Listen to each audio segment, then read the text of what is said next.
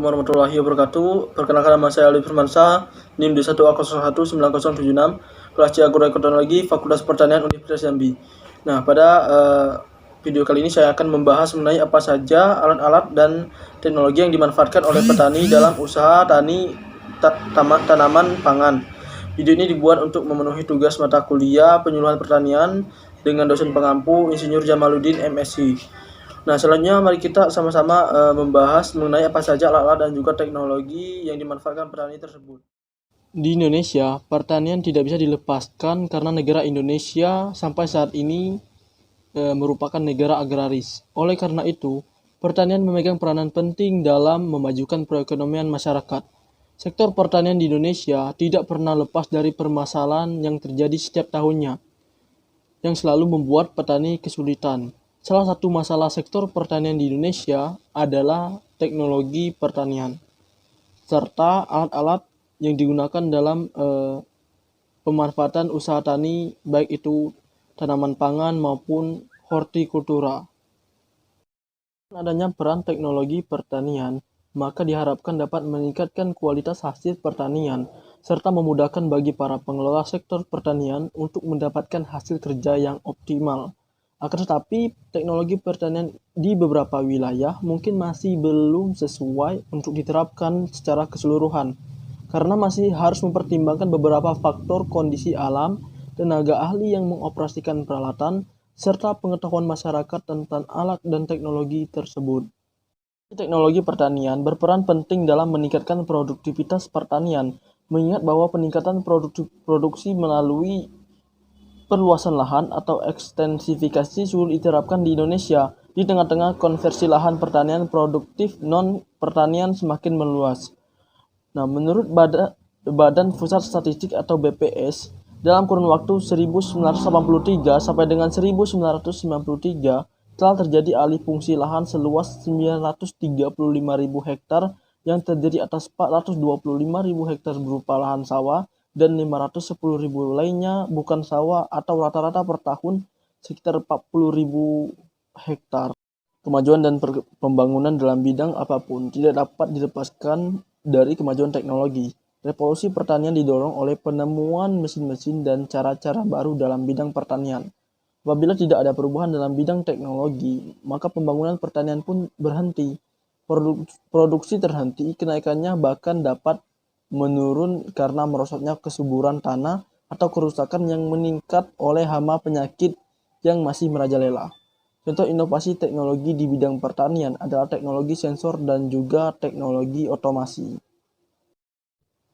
Kemudian selanjutnya saya akan menjelaskan mengenai apa itu teknologi sensor dan juga teknologi otomasi. Nah, yang pertama itu teknologi sensor. Teknologi sensor dapat memberikan data yang konkret dan juga real time terhadap para petani. Teknologi sensor yang sedang dikembangkan saat ini adalah teknologi sensor bagi tanaman yang memanfaatkan drone untuk mendapatkan beragam data seperti pertumbuhan hama, penyakit, dan juga permasalahan lainnya. Nah, teknologi ini dikembangkan di pertanian tanaman hortikultura dalam skala besar, namun sekarang sedang diuji coba pada lahan pertanian tanaman pangan.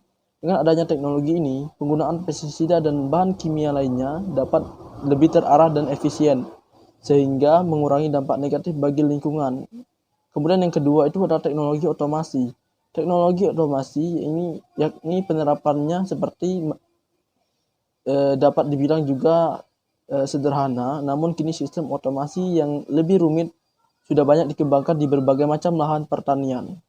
Kemudian selanjutnya, penerapan inovasi di wilayah perdesaan Indonesia berhubungan erat dengan penyelenggaraan penyuluhan.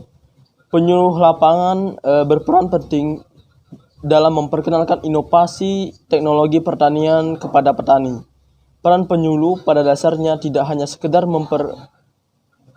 memperkenalkan teknologi kepada petani, melainkan juga meningkatkan kapasitas petani agar mampu secara mandiri dalam menjalankan usahanya, baik itu usaha pada lahan hortikultura maupun pada lahan pertanian, sehingga peranan daripada penyuluh ini dapat memaksimalkan serta mengoptimalkan usaha tani dan juga teknologi yang sedang dikembangkan, serta dapat mempraktikannya kepada para petani dan juga memberikan bimbingan kepada para petani tersebut untuk memperoleh upaya atau hasil yang optimal dalam pemanfaatan teknologi dan juga alat-alat tersebut. Baiklah, saya akan melanjutkan penjelasan mengenai alat-alat dan juga teknologi yang dimanfaatkan dalam penyuluhan pertanian.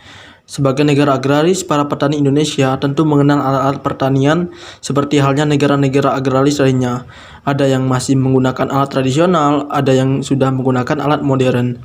Secara garis besar, alat pertanian modern terbagi menjadi 3 kategori. Pertama, alat pertanian yang digunakan sebelum bibit ditanam. Kedua, alat pertanian yang digunakan saat merawat bibit sedang tumbuh dan berkembang. Ketiga, alat pertanian yang digunakan saat memanen. Adapun alat-alat yang digunakan tersebut adalah yang pertama, alat yang digunakan untuk mengeburkan tanah, yakni 1. Traktor. Traktor adalah alat pertanian yang paling sering digunakan untuk melakukan pengolahan tanah bagi pertanian di Indonesia. Mesin traktor ini memiliki 2 ukuran, yaitu kecil dan besar.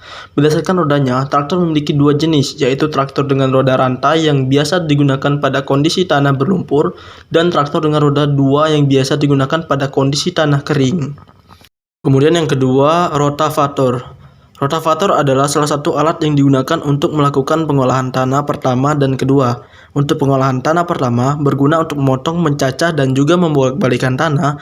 Sementara itu untuk pengolahan tanah kedua, alat ini digunakan untuk merapikan tanah, menghilangkan tanaman pengganggu, dan juga memperbaiki tata air. Nah, untuk yang ketiga adalah kultivator. Pada sistem pertanian modern, pengolahan tanah sekunder dibantu oleh alat bernama kultivator. Pengolahan tanah sekunder ialah kegiatan penghilangan gulma yang dilakukan dengan mengaduk dan menghancurkan gumpalan tanah atau aerasi. Kultivator bekerja menggunakan gigi yang sedikit menancap ke dalam tanah dan ditarik oleh penggerak traktor. Kemudian yang keempat adalah bajak singkal. Bajak singkal merupakan alat pengolah tanah yang berfungsi untuk membolak-balikan tanah. Terdapat 2 jenis bajak singkal, yaitu bajak singkal 1 arah dan juga bajak singkal 2 arah. Nah, yang selanjutnya yang kelima adalah garu sisir. Garu sisir digunakan untuk pengolahan tanah setelah pengolahan menggunakan bajak singkal.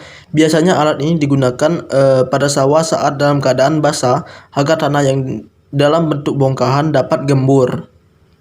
Nah, yang keenam adalah garu piring. Garu piring biasanya digunakan untuk pengolahan tanah sebelum tanam, yaitu untuk membersihkan rumput pada lahan tanam. Selain itu, digunakan juga saat pengolahan sesudah tanam, yaitu untuk menutupi benih yang telah disebar dengan tanah. Adapun yang terakhir adalah bajak subsoil. Bajak subsoil biasanya digunakan untuk memecahkan tanah hingga kedalaman 20 hingga 36 inci untuk parit pada lahan tanaman. Kemudian manfaat dan juga peranan alat pertanian modern. Nah, hadirnya peralatan untuk para petani bertujuan untuk mempermudah kegiatan pertanian dan memberikan manfaat sebagai berikut. Yang pertama itu menyediakan tenaga untuk daerah yang kekurangan tenaga kerja dalam bidang pertanian. Kemudian antisipasi minat kerja di sektor pertanian yang terus menurun. Dan selanjutnya itu meningkatkan kapasitas kerja sehingga luas tanam dan intensitas tanaman meningkat.